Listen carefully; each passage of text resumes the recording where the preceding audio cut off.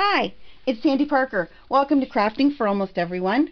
I decided today that I was going to do a project that one of my viewers, Melody, and I had been talking about, and that was using our binding tools that neither one of us have used and create a birthday calendar from it so that it's a perpetual calendar so you never forget people's birthdays, because I am notorious for not remembering birthdays and sending late cards. So originally when I started this out, I had the templates that were 31 days, 29 days, etc. And it didn't have the month at the top like these do now. And it was just really cumbersome. So I decided to start over. I talked to Rich, you know, he's my tech guy, and asked him if he would make you guys up a way that you can just click on a link and be able to print these out yourselves. So they won't be in January through December order. More, they'll be in the order of some months have 31 days, so there'll be 2 on a page. So the 31 day months will be on a page, and January and February on a page because there are 31 and a 29. But anyway, I wanted to start this out by telling you that that is the hopefully easiest way for us to accomplish this.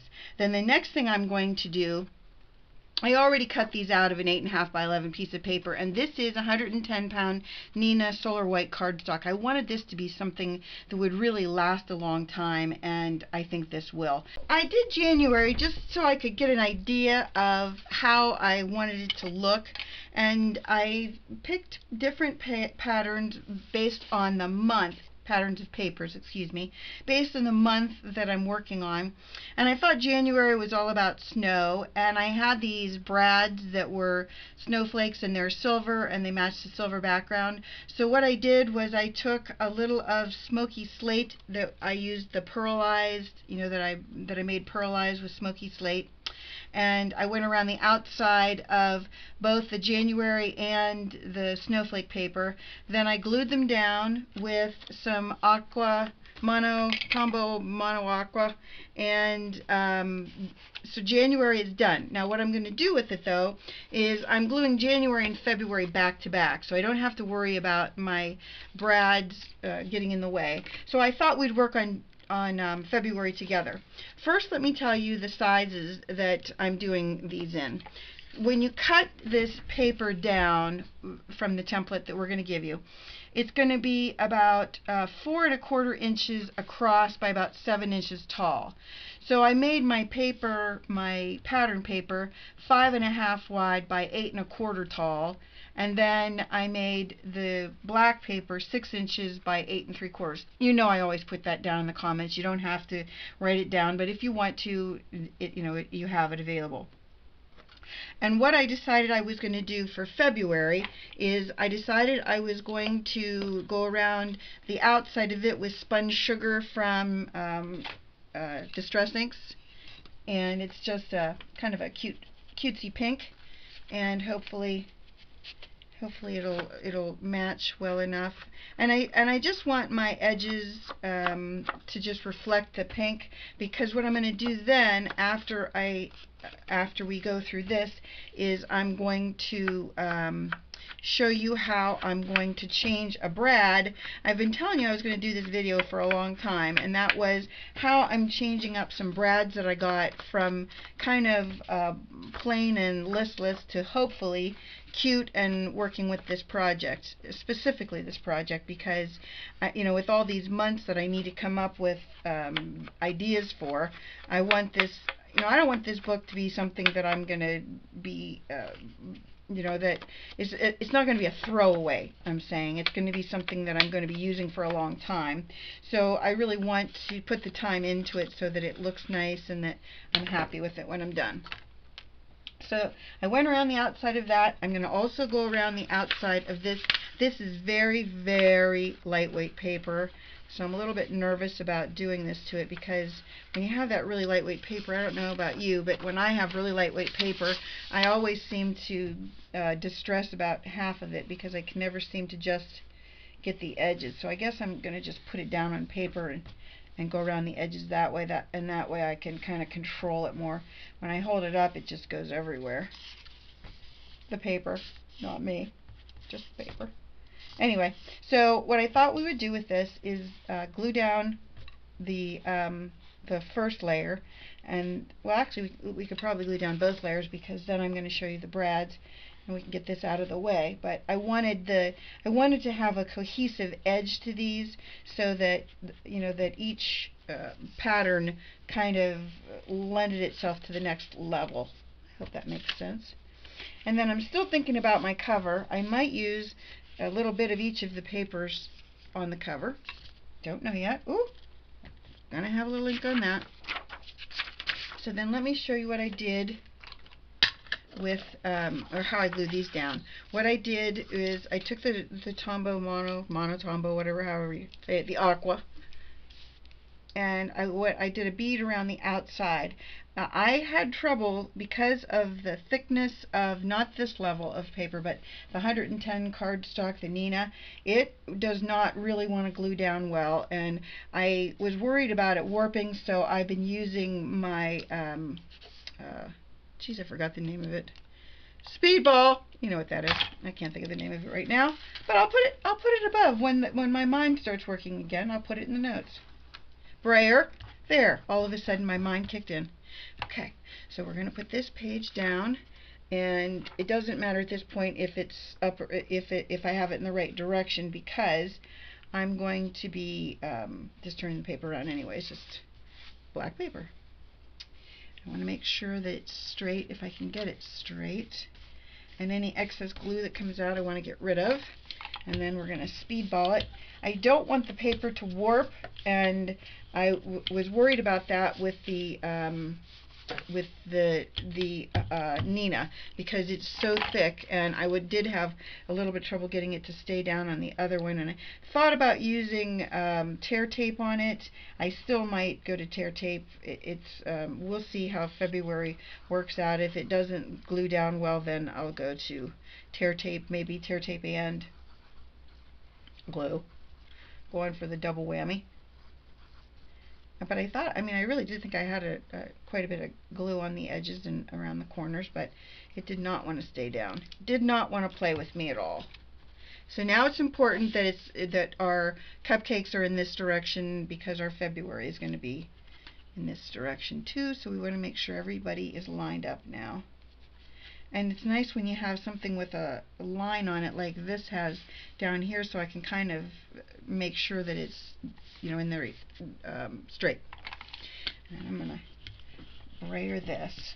I really, really don't want this to come up. The project is going to be a big failure if my paper isn't staying in place. And then I had some major malfunctions on it, so I had to kind of redo a lot of it. But what I started out doing is I used the sponge sugar distress ink, and I went around the border on the February page. Then I did the same on the cupcake page, and then attached the cupcake page to the black. It's on the back of January, as you can see. And then I started out where I was going to redo a brad and make it look cute, and the more I worked in the brad, the worse it got.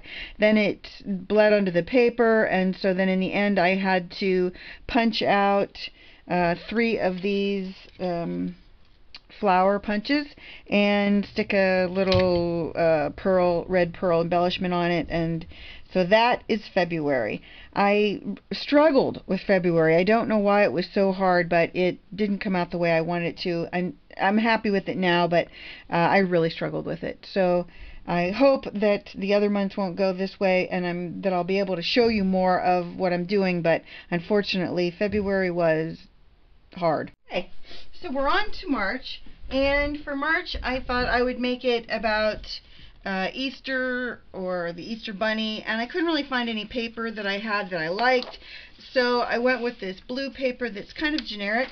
And I thought what I would do with this was I would just go around the edges as I have been, And also I was going to, oh, that's a little darker than I thought it was going to be. Anyway, I thought I would then stamp the carrots on it. So I guess the border doesn't really matter that much because we're going to be putting some carrots there. But that's the plan, is a little bit of carrot action on my blue, and then I thought I'd maybe color them in with some markers so that we'd have a little bit of interest in our carrots. They wouldn't just be standard black carrots. So there is that part of March. Now we're going to, whoops, cover up the tumbled glass. Oh, that was tumbled glass Distress ink. And then I'm going to use VersaFine on my carrots. And I think I'm going to alternate my carrots up and down. I'll show you. I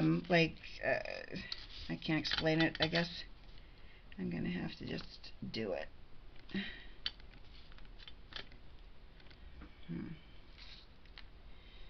Do I want to do that? I guess I'll just go this way with them. So we're going to let that dry real quick, and then I'm going to get my markers and we'll be back. I'm starting out with GB2, and I'm just going between the lines and just kind of scribbling. I forgot and used VersaFine, and so I'm afraid it's going to really smear if I don't. So then I'm going to use some of this GB3 and try to blend around it with a little bit more so that we have a little bit more carrot look to it, but I didn't want to put too much in there because I just don't want to have any problem with smearing it, if you know what I'm saying. And then our last color is going to be FS9.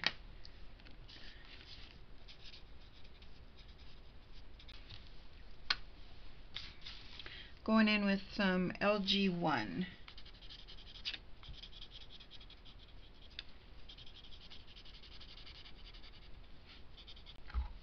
And then I'm just going to put like a little bit of random stripes of the darker green, just to give it a little bit more color, but not a ton. I'm going to go back in and blend that out just a little bit more. I think we're going to glue down March and call it done. I might put a couple more embellishments on it, but I think that's about how it's going to go. Okay, so I just took some little orange brads that I had in my stash and put them around March, and then I decided to go with the tear tape instead of the wet glue because I think it was buckling too much. The problem is if you use the tear tape, you don't have a chance to pick it back up and move it. So you have to be a lot more careful when you lay it down the first time. That looks pretty good. And that is the scary part about it. When you're doing something that you put this much work into, you definitely don't want to have, you know, that kind of fail. So there's March, and we'll be on to April. Okay, for April, I have this blue paper that has clouds on it, and I thought I would just take my glaze gel pen and just make little white dots underneath the clouds that will be, you know, showing once we get this, you know, once we put the calendar on. So I'm just going around and putting little dots underneath the clouds, hopefully that when they dry you'll be able to see them, and then that way I can stop for the night and let these dry and then distress around the edges if I think I want to tomorrow. That's where we'll let it go. So hopefully if it doesn't show up, then I'll go with plan B and find and use a white, but I hope that it'll be able to show up. Okay, so I found a little stamp of an umbrella, and I thought I would color it in with some purples. and I found some little blue brads that I thought I would simulate rain with, and then we'll be done with this little project. Whoops, got a little smear already. Again, I keep forgetting to use the right color ink, right kind of ink when I'm using these markers. It's just the way I am. I just can't remember things like that. It bugs me. I'm sure it bugs you, but it bugs me that I do it. Because you're thinking to yourself, geez, it's smearing all over, it's looking terrible, and I'm thinking the same thing. So whatever you're thinking, it can't be as bad as what I'm thinking. It's horrible when I do that. I'm just so frustrated with myself. Go back over with the lightest, and the colors I'm using, these Spectrum Noirs, and this is Bic. I swatch mine out on my marker. I don't know if you see that, but I just take a sticker, and that's how I know what my colors are, because I can never rely on these other things. I think they're too, I think they just make it so that you can never tell really what color they really are. And then what I'm going to do is I'm going to poke, I'm just going to, hopefully you'll be able to see me. I'm just poking some holes for my my little brads, and these are really little, and I should be making this big of holes with them because the brads are so small. But that is what I'm going to be doing. I'll show you one so you can see what it's going to look like. Sorry, I had to go off camera because I can't see something this small from that far away, but that's my plan. You see the little blue one right there? That's what I'm going to do. The flowers that I stamped on it are from an old Stampin' Up! Set called Simply Summer, and I'm sure it's way out of production. And then I have these little brads that I thought I put on with a little flower on it. I hope you can see that. And then I thought I would use the duster to go around the outside edge so you could kind of see it in action. I talked about it on the video, but I thought I'd kind of make it so you could see how it leaves just a very light blue line. And the color ink I'm using is Soft Sky. It's a Stampin' Up! Color. It's a dye-based ink. I think when you're doing a project like this, it's different than doing a card, because when you're doing a project like this, you're talking about something that you're putting a lot of your time into. And if I'm putting a lot of my time into something, I definitely don't want it to end up looking like something that I'm not happy with, because I'm living with it. You know, it's not like, again, it's not like a card that I'm going to give away and never see again, or you know, just use one time. This is hopefully going to be something that I'm going to use year after year after year. See the hairs? I don't know if you can see those hairs, but that's what I was telling you about that I don't like about those Judykins things. It makes me kind of nuts when I get those hairs in everything. I already stamped my image. This time I was smart and used archival ink by Ranger, unlike before. And I'm going to use a BT3 Spectrum Noir marker and this green Bic Market, and this other, it's like a teal Bic Market. And I thought I would do the leaves of the little flowers with this. And I like these colors. I think they're really nice with the background. So that's what we're going for.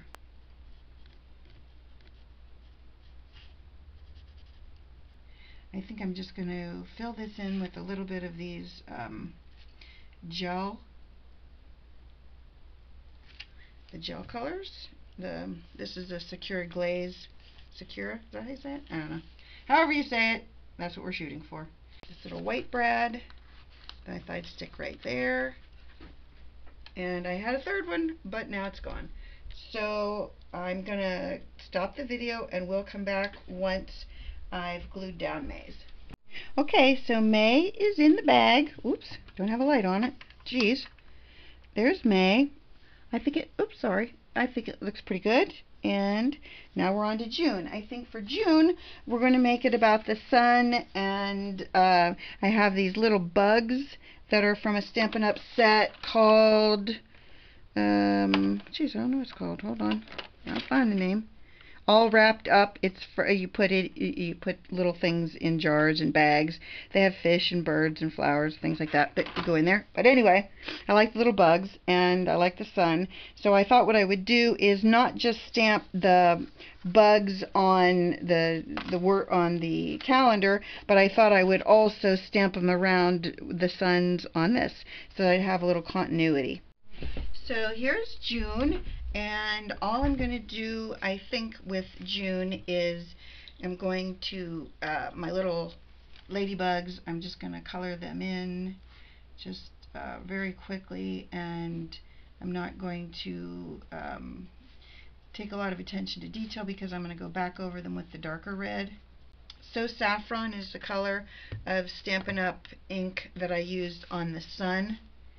And I thought it really came out nice, so I went around the edges of the design with the blender brush.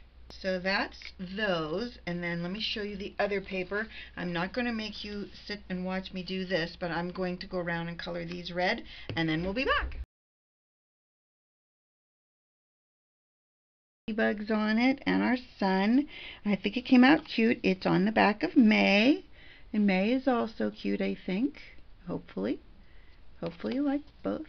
There's June again. So then July is going to be about vacation, and I like this. I know not much of it's going to show in the background, but I liked it anyway. I thought it was kind of fun. So then what I thought I would do on the actual July, I found these buttons of a lighthouse, and that's a starfish. No, that's not a starfish. That is, oh, I'll put it in the notes. You know, I forget things and have to come up with it later. And of course the seagull. So those are the things we're going to put on that, and then I'm going to edge around the outside of it with that soft sky again. I like that color. I think it's a nice muted blue. Okay, so we're going to talk about August. I decided August was going to be about travel, so I found this airplane paper that I had that I wasn't really crazy about, but I also had a bunch of stamps, and these aren't stamps that I collected, but I found them at a garage sale, and there was a huge bag of them, and they were very colorful. I thought, how cool are they? So what I did was I just glued them randomly to my paper, and all I'm going to do now is cut around them so that they make a border but are not onto the airplanes. I like the idea. I hope it comes out cute. And I didn't do them all straight. I did some of them at an angle because I thought it would give more, it would just make it more interesting. My black edge, when I did them, when I cut them out, they all had the black edge to begin with, but when I cut them, I didn't really cut them out, or I didn't print them on the paper straight. So the problem I had was that some of them I had a black line and some of them I didn't on the edge. So what I did was I just took one of these Tombow dual tip markers, or any really marker that has kind of a thicker tip at the end, and then I just went around the outline of every page, and that way you don't have to worry about if you do cut it off, you know, if you do cut the black strip off. I actually got to the point where I thought it was more advantageous to cut it off because it was easier for me to do this than it was to make sure that my cut lines were right. I did use a marker and ink. I used ink and went around the outside with that soft sky by Stampin' Up, but you can't really see it on this after I put the stamps on there. I've been putting a row of tear tape around the outside edge. Then after I put the row of tear tape, I found that even though I was really close to the edge, I was still not exactly, I wasn't gluing it down enough, in my opinion, for this to really work well. So what I did was I took my aqua adhesive, the Tombow Mono. Okay, if you've never done tear tape before, here is the easiest way to do it for me. I run my thumbnail the whole length of it, and especially on the ends. And then you can pull it off a lot easier. And then once I've done that, you can see now that I've got a rhythm going, they're coming off pretty easy. Once I do that, then I take that end didn't glue down really well. I take the aqua, I'll just show it to you. So here's what I do. I go around the outside edge with a very thin, as thin a line as I can do, and I make sure I get those corners really well. I didn't know if I did this in one of the other ones. Now that we're getting into the later months of this album, I'm forgetting what I've told you and what I haven't told you. And then I just go, oh, and then, shoot. That guy that knows I'm working on it is going to say, shoot, she broke her promise that she wasn't going to say and then anymore. But what we're going to do is make sure that every little edge is glued down. More importantly than anything else is making sure that the glue on this is going to seriously adhere this, because this isn't a one-time thing. It made me laugh yesterday. Rich and I were talking about this, and he said, I don't get it. It's already April and you're making this calendar. And I don't think I'd explained the premise of my calendar to him. And I said, it's a birthday calendar to remind me every year what birthdays are when. And so what it does is I'll be able to go to the calendar in the beginning of January, and I'll know whose birthdays are in January, then February. It doesn't have the days of the week. It doesn't have a year on it. All it has are months and days. So in case you were kind of confused about the point of that, that is the point of it. Okay. There is August. Cute. I'm really happy with August. Here is July, in case I didn't show you July. So that is July and August completed and in the bag. Now we're on to September, and let me tell you about September. I know September is a fall month, and back to school and all kinds of things. I couldn't really think of anything that really made me think about fall that made me inspired. But I love this yellow flowered paper, and I have this stamp that basically matches these yellow flowers. So I thought what I would do is I would stamp this one flower on to my project, and then I might stamp more of them around the edge. I doubt it. I might stamp off here. That's why I'm getting this. I'm using Ranger Archival in case I decide to use Copics. I just want to make sure that I get a good impression on this, because it is, you know, seemingly my one piece of art on this. I could go around the edges with flowers. I don't know. It's a dilemma to know what you want to do, especially when we're getting into the later months, because I've done a lot of different things, but okay, I like that. And I think I'm going to go around the outer side with a very pale yellow, and that will be September. I took a stamp that's from the Hampton Art stamps, that's just kind of a veiny outline of a maple leaf. And I stamped it in Old Olive, Cranberry Crisp, and crushed curry around the edges, and then I ran the Old Olive around the edge as well. I had this brad of this cool little cloth colored leaf in my stash. I thought that would be cute, and I like the paper in the background because I thought it matched my leaves. And then I put these little green pearls on it.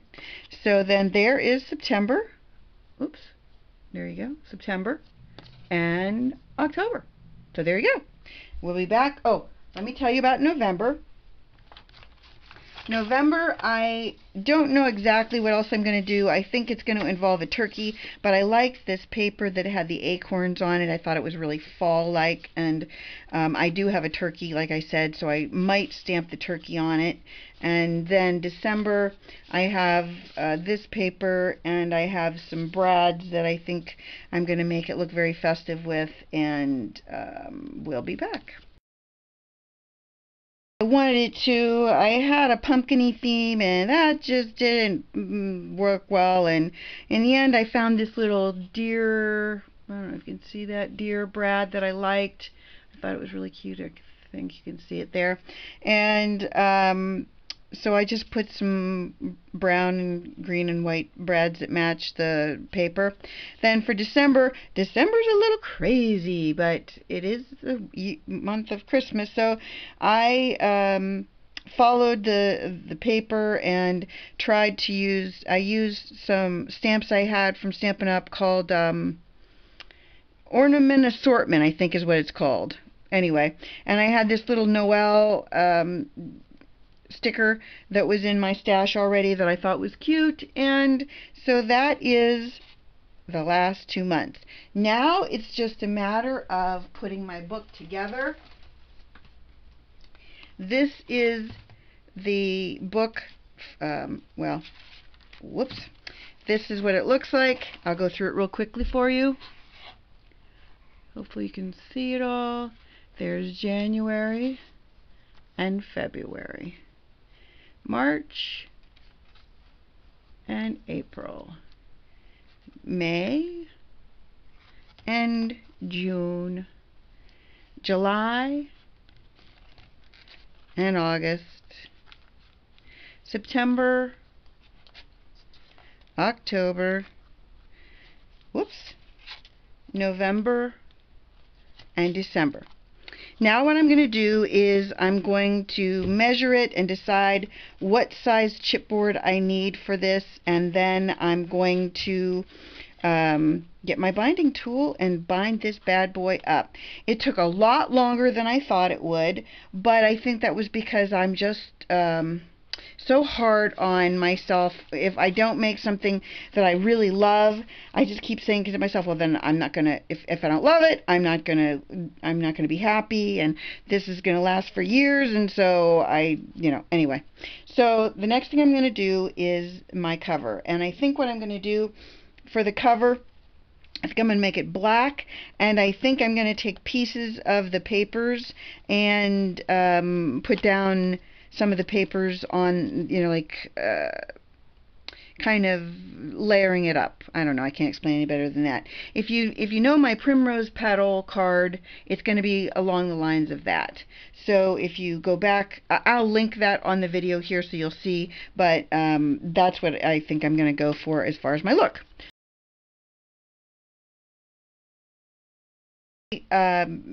Papers, and I made it so that my book is 1/4 inch wider and 1/4 inch taller, my cover. I measured it and I used a T-ruler, and then what I did is for the second one, all I did was I traced it, and I'm using my X-Acto knife, yes, the demon stick, I'm using it to cut it, and I'm doing very slowly, and I'm doing like several cuts at a time. And so what you do is you need a T-ruler for this, absolutely. If you don't have one, you need one, because what you need to do is be able to really hold that up against that X-Acto knife up against that line, and you're just gonna go down it, not really, you're not aggressively going to do it at first, because you need to start getting the cut line in there, and then keep cutting and cutting and cutting through it. Book. I took the pieces. I'm really bummed I have a little bump in this piece. These are the things I just have to get over. And I glued it down, but apparently I got a little bump in it when I glued it. And then this is the front cover, and I'm going to slide a little piece in here that says like birthday calendar or whatever. And I'm going to cover the backs of them, and I'm going to Mod Podge them at least one more coat. I've been using this Mod Podge matte. I don't know if I love it. It really shows the marks, and I know that was the problem I always had with Mod Podge in the shiny, but I didn't think I'd have it that much with the matte. And anyway, so I do have a little bit of lines, and I think the next time I do it, I'm using a foam brush. I don't know. I'm hoping the next time I do it that I'm going to go the other direction, you know, like up and down instead of side to side, and hopefully that'll kill some of those. Let's cross our fingers on that. So that project is almost done. Next step, binding.